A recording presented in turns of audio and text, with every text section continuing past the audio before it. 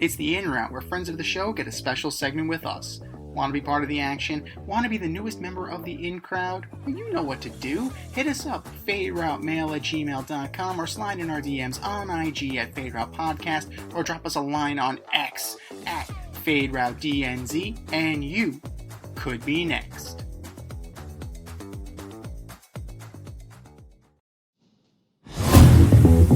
Part 2 of our interview with Arthur Staple of The Athletic starts right now. If you missed part 1, don't worry about it. Go back to our long-form episode from this week. It's there for you. We're here with Arthur Staple from The Athletic. And Arthur, another season, another year, the President's Trophy winner doesn't hoist the cup. So pour one out again for the 2012 Chicago Blackhawks. In fact, neither one seed advanced to the conference finals because Carolina beat the Caps. So do you consider this a net positive or a net negative for the league? You know, it's an interesting one because kind of like we were just talking about, there's teams that figure it out. And the NHL is such a grind. It's the closest thing that we've got to the NFL, you know, in terms of a sport that plays a lot more, where the games just kind of wear you down because of the physicality of the sport. And by game 82, you know, I think you see the team with the most points, and you're not always convinced as you're going into the playoffs that that's the team that's best positioned to have a long run. You know, especially in a year like this year where Winnipeg and Washington, like you mentioned, were the top seeds. Winnipeg wins the President's Trophy. You looked at them and said, okay, Connor Hellebuyck probably going to win the Vezina. He seems like he's been the best goalie all year. But do you see enough other things with that team to say, can they win 4 rounds? Especially if this guy, Hellebuyck, is not playing at the top of his game, which he's really had a kind of, I don't know if it's mental or whatever, but his playoff record is terrible over the years. And he, again, looked pretty shaky in them just barely squeaking by St. Louis and then getting eliminated there in the second round. So, you know, I think for them and for Washington, who really wasn't a team that was expected to do that well and was kind of on a real heater. You look back a couple of years ago to the Bruins, had a record-setting regular season, and then they lost to the Panthers after they were up 3-1 in the first round. So, you know, I think it's not really about the team that's had the best regular season. The playoffs is such a different entity. You know, it lasts so long. It's such a grind. You really have to be, you know, fully healthy when you get there. You have to be fully operational. I think we saw Washington got off to such a good start this year. They were kind of neck and neck for that President's Trophy, but they were about a 500 team down the stretch. You know, once Alex Ovechkin got the goal record, that was really the focus there last month. They knew where they were going to be. And again, kind of like the NFL, when you see a team that starts off, 13-2, those last 2 weeks, do they rest guys? Do they not? How do you go into the playoffs? Do you want the bye week? Do you not want the bye week? For hockey, it's a similar thing. Even though they play 5 times as many games, it's a war of attrition, and you have to be in the right mental state. You have to be in the right physical state as a team going into the playoffs, or else it can back up on you fast. You can run into a goalie who's playing incredibly well. You can just not be at your best because you have to beat a team 4 times. It's incredibly difficult. So I feel like it's not necessarily a curse, but it's not something. I think you have to look a little deeper. You know, if the Panthers had been the President's Trophy winner this year, I don't think people would have felt like it was a jinx because of just the way that they've been a machine in the last 2 postseasons and the way they are again right now. You know, so it does seem to be that it's not really a consistent thing where a team wins the President's Trophy year after year. It's not something I think that a lot of teams strive for that have, you know, teams like Florida. You go back to the mid-2010s, you mentioned the Hawks or the Kings. Those teams know once you get through it once, you just got to get in. You know, it doesn't matter where you finish, doesn't matter if you have home ice or whatever. You just got to get in and get on a roll. And I think that's the mentality that the good teams have, not necessarily let's win the regular season and show everybody how good we are. All you have to do is look back 1 year, right? The New York Rangers were the President's Trophy winners. High-flying, high-octane offense. And then what happened? The playoffs come, and where'd it go? It's gone. It is nowhere to be seen. But speaking of the Rangers, we are in fact a New York sports show, so let's talk about that. Let's delve into all the locals that were watching at home along with us. So the Rangers had a extremely disappointing, controversial season. Just 1 year removed from that President's Trophy, like I mentioned. They seem to play without passion for good stretches, and defense out the window. So out goes Peter Laviolette, in comes former Penguin head coach and former Rangers assistant coach under John Tortorella, Mike Sullivan. So what can Ranger fans expect this summer and next season? It's a big... getting Mike Sullivan was huge, obviously, and really once they fired Peter Laviolette and the Penguins decided to go in a different direction with Sullivan, it seemed like an obvious pairing. I don't think Mike Sullivan had a lot of other options that he was considering. The Rangers have been wanting to hire Mike Sullivan since Chris Drury got the general manager's job 4 years ago when he fired David Quinn and was kind of sitting around waiting to see if Mike Sullivan would be available. And when he fired Gerard Gallant and hired Peter Laviolette, Mike Sullivan definitely wasn't available, but I'm sure they wanted him to be. So here they finally got their guy, and I think that's going to make a big difference for the Rangers. The fact that they were so awful, like you said, played so dispassionately and looked like such a mess for such a long time, and they still managed to finish whatever it was, 6 or 7 points out of the playoffs. This is a playoff team. The fact that they missed, so many different factors went into it this past year. But the room essentially, I think Igor Shesterkin said it on breakup days, that something broke in the middle of the season and we couldn't fix it. It's absolutely true. I think it broke a lot earlier than the middle of the season when they went, whatever it was, 4-15 through the end of November and through December. Getting rid of Barclay Goodrow, who had been one of the first players that Drury acquired and then signed to a pretty long-term deal, was a guy who wore a letter. One of the leaders, had a guy who had been a back-to-back Stanley Cup champion, kind of came in and gave them this air of legitimacy after they had struggled for a few years, and then they went to the conference final in 2022. He had a lot to do with that, I think, in the room. They moved him out via waivers in the summer, kind of an unexpected move. They tried to get Jacob Trouba out, who was their captain, and so they're going into the season trying to make these changes, and you can, as a GM, justify the changes. They needed to get a little younger. I think they needed to get a little bit faster. But the way that you go about them with a veteran team, kind of a veteran team, even though it's a mix of very young guys and some more senior guys, it just kind of shook up the room to start the season. And even though they started off the season pretty well, clearly management wasn't happy. They end up trading Trouba. They end up trading Capo Caco, shifting some things around. They do bring in JT Miller. But trying to change so much in the middle of a season, it just doesn't really work. And I think it was too much upheaval for this group to really recover from it. And you add in a coach in Peter Laviolette, who's had a lot of different stops over his career in the NHL. And from year one to year two, or year two to year three, there's always been a big drop-off. And I think it has a lot to do with his adaptability, his willingness to be a little bit more flexible with their structure, and their defensive system. Having goaltending like they got the year before last with Igor Shesterkin and Jonathan Quick covered up a lot of their mistakes. Shesterkin is obviously one of the best goalies in the league, and even this year he had some pretty good underlying numbers, but the barrage he was under every night of guys wide open in front of the net, forwards not knowing where to track back and pick guys up, playing a man-to-man in the defensive zone with some maybe immobile defensemen. It just was one big mess, and it became a mess pretty quickly and stayed a mess for way too long. And like you said, kind of completely erased what they had accomplished the year before. President's Trophy winners, 2 wins away from a Stanley Cup final. Amazing fall in 12 months, and Laviolette was out, and like we said, they traded a bunch of guys. So Sullivan is an important piece to bring in because he is a veteran guy. He's very good with players, especially with big name players. His connection with Sidney Crosby and Evgeny Malkin has really helped the Penguins, even though they haven't been good the last few years. But there's a lot of work to be done for Chris Drury this summer. Are they going to trade Chris Kreider, try to get his contract off the books, to try to make some adjustments? Are they going to trade Mika Zibanejad, who has a full no-move clause? So that's really trading him is kind of the second thing. The first part is, can you convince him that he wants to be somewhere else? Same goes for Artemi Panarin, who's only got 1 year left and may have some appeal because he's still playing at a high level.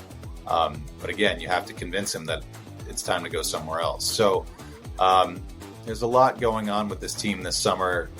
They don't have a lot of cap space as the team is currently constituted, so they don't make any of these trades.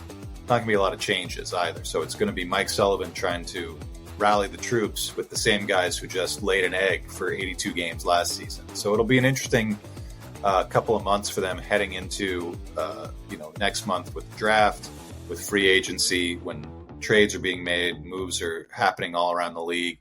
They have a lot of work to do, and it's going to be interesting. I still feel like even bringing the same group back, they are a playoff team. They don't play in a very difficult division. They were good for the previous 3 years, so I think they can get back to some level of respectability, but I don't know that they can reach the heights that they reached. No, I mean, they're another year older, another year slower. I agree with that. As far as with Kreider, he at least has familiarity with Sullivan, so I think going back to the Torts days. So I don't know if he's the odd man out really. Panarin, he's linked to the Ducks. I saw a rumor of him. For some reason, Chris Drury seems in love with Trevor Zegras. So I'm seeing a bunch of rumors with that, and then clearing out the space and bringing in Mitch Marner.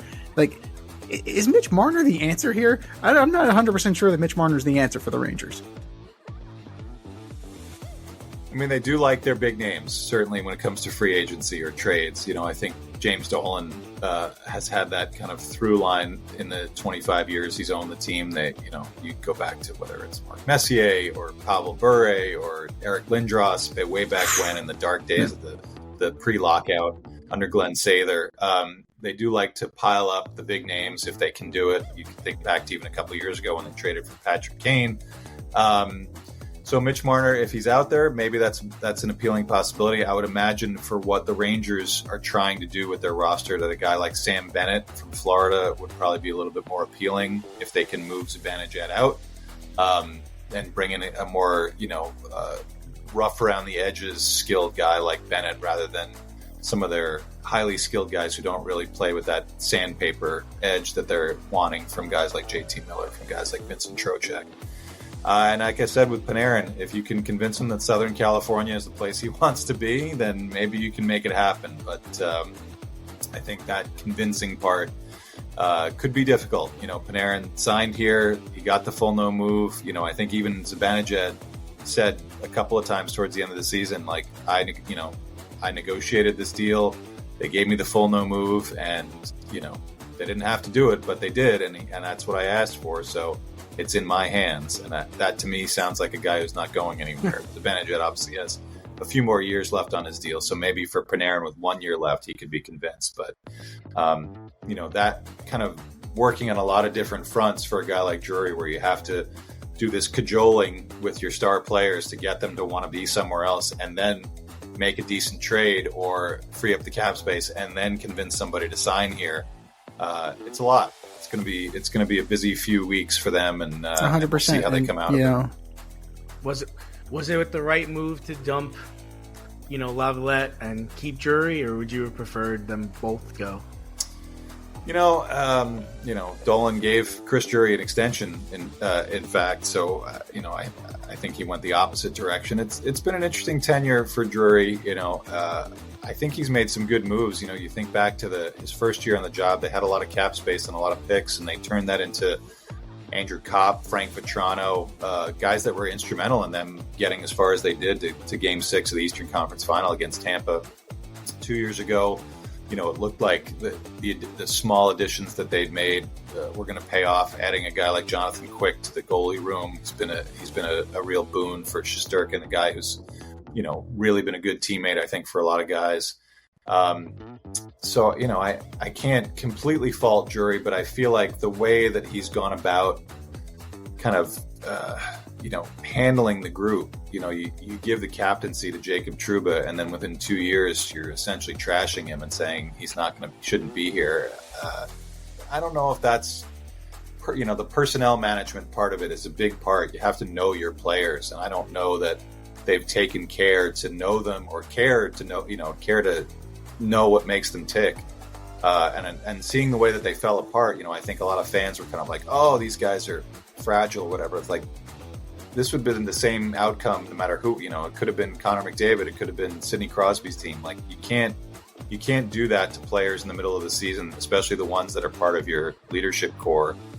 and expect it to have no effect on anybody else. So that part, I think, for Drury probably needs a lot of work.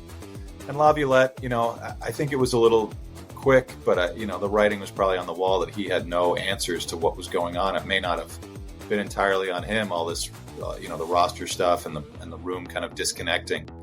But like I said, with Sullivan, you got to be able to manage the motivational side, the emotional side of your room, as well as the X's and O's. And if you don't have any X's and O's answers and you don't have any motivational answers, then yeah, your time is probably going to come to an end. So, it doesn't seem like a lot of the blame falls on Laviolette, and we'll see if he gets another job anytime soon. He certainly, you can't discount what he did the year before. But yeah, it's, it'll be interesting to me to see. You've got Sullivan now signed a 5-year contract. Drury does have this extension. But if they're bad again next year, you're not turning around and firing this guy you just hired as a coach for 5 years, given the highest contract to any coach in the league. Then the heat's really going to be on Chris Drury, and we'll see what happens then. So it is a pressure-packed offseason for the GM, and going to be a pressure-packed season for him too. Usually when the back is against the wall, that's when stupid decisions get made, like blowing up your farm system for Eric Lindros, who had a concussion problem. So, But, we'll get you out of here on this one, Arthur. You mentioned some diamonds in the rough, right? They need to be polished. And, let's talk some NHL draft, right? And I don't believe this. We're going to talk Islander hockey on this show. So the Islanders won the draft lottery and are in prime position to take a franchise-altering player. So there are plenty of high-ceiling players out there. You have Matthew Schaefer, you have Michael Misa, you have James Higgins. They're all available to choose from, and the Isles have plenty of needs. So if you were the GM, who are you taking and why? Or are you listening for a trade? I think they're in a position where they need to make this pick. They completely lucked into it. What do they have? 3.5% chance to win it. They're the only team that goes into the draft lottery with no GM, and it's such an odd, hilarious thing to have happen where their Islander fans are kind of like, hey, we won this lottery kind of out of this 10th spot with barely any chance, but we're just kind of waiting to see who's going to be the guy that's going to make the pick. I think for them, they need to make the pick. And despite the sentimental part with James Higgins, who's a Long Island kid and grew up an Islander fan, and throughout his youth hockey career on Long Island, was coached by a few former Islanders, because it's a pretty good network of youth hockey that a lot of Islanders alumni who've stayed on the island, raised their kids there, kind of started a lot of hockey programs, built a lot of them up. There's guys like Eric Bolton, Aaron Asham, even Garth Snow is the former GM, coaches a lot of youth hockey out there. And it's kind of a nice program for the island, and it's been a way to develop a lot of Islander fans because they've been a little bit better in the last few years. So James Higgins and his brother played at BC. They're big Islander fans, and I know that their family would be completely jazzed if that was the case. But it does seem to me that you've got that elite group of 5 or 6 prospects. That's kind of the consensus group that all the draft gurus have. And there's only one defenseman in that group, and that's Matthew Schaefer. And to pass up on a guy who could be your number one defenseman for a lot of years. He's a big, tall, rangy kid. He can skate really well. He's got good offense, got good defensive instincts. That's hard to pass up. It's they have Noah Dobson there, who's a restricted free agent this year. They picked in the first round, 7 years ago, and who's blossomed into a very good top 4 defenseman. But I don't know if he's a guy that can shoulder the load. He's not going to be a Drew Doughty. He's not going to be if you want a younger guy, he's not going to be an Adam Fox or a Jake Sanderson. If the Islanders could get Schaefer in there, and they do have, they're kind of their calling card when they were good a few years ago was their defense. Those guys are older. They're still signed there. Guys like Ryan Pollock and Adam Pelech and Scott Mayfield. Lou Lamoriello gave them all very long contracts. And they've all broken down because they play a hard game. And the Islanders, kind of like I said, their calling card was to grind you down and win low-scoring, close games. But these guys miss 20, 30 games a year now with injuries. So you do need to replenish that group. And I think Schaefer really, to me, is a no-brainer. Sure, you're going to entertain some offers if people want to move up and take this kid, but you're never really going to get huge value back. You're not going to get a surefire top 4 defenseman. You're not going to get a surefire top 2 centerman or top 6 forward for this for the number 1 pick for someone moving up 2 spots. It's just not something that really happens. So I'm sure that they'll entertain, and I can't say I'm sure about anything because they still don't have a GM.